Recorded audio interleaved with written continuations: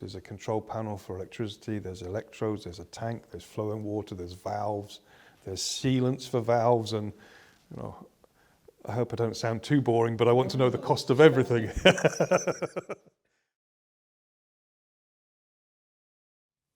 you take most sticky problems, and this is a sticky problem, how do you make industry green? The small scale learning and experiments are still very valuable because that does give you the learning as to what works and what you can do. I think you've proven here with rice that if you put 4 or 5 engineers in a room, they can come up with multi-million pound savings. The trick now is to join it up. We've done our clever work and we've used all of our diagnostic skills to solve a societal problem, but we haven't put it in the hands of society. That's the valley of death. That's when, as an industrial engineer, my role begins, which is, okay, how do you make this go from prototype to full commercial solution? I want to know, what is it made of? What's its components? How much do they cost? How much time did you take putting them together? What order did you put them together? And then what have you learned? So at that point, we have the cost of a solution, but it's the prototype.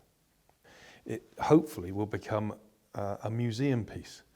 So our next trip in towards the valley of death of innovation is to say, well, we can't just stop there. We've now got to look at what does a commercial product look like.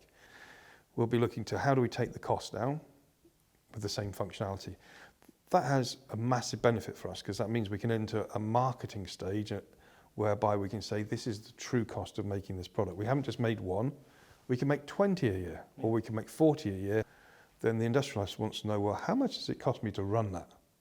What benefits do I get?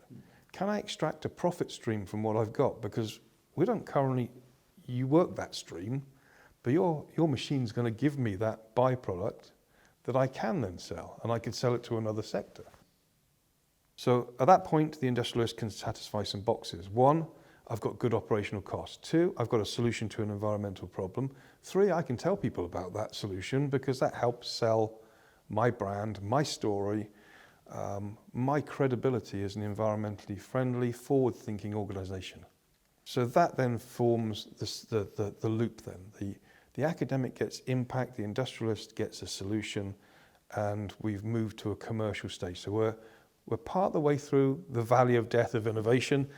We now need to think much more broader on our scope. So we're talking about spreading this solution across different sectors. So it's good for the UK economy, it's good for region, it's good for nation. So that's how you get the other side of the innovation sort of vacuum or the valley of death that tends to stop us traditionally.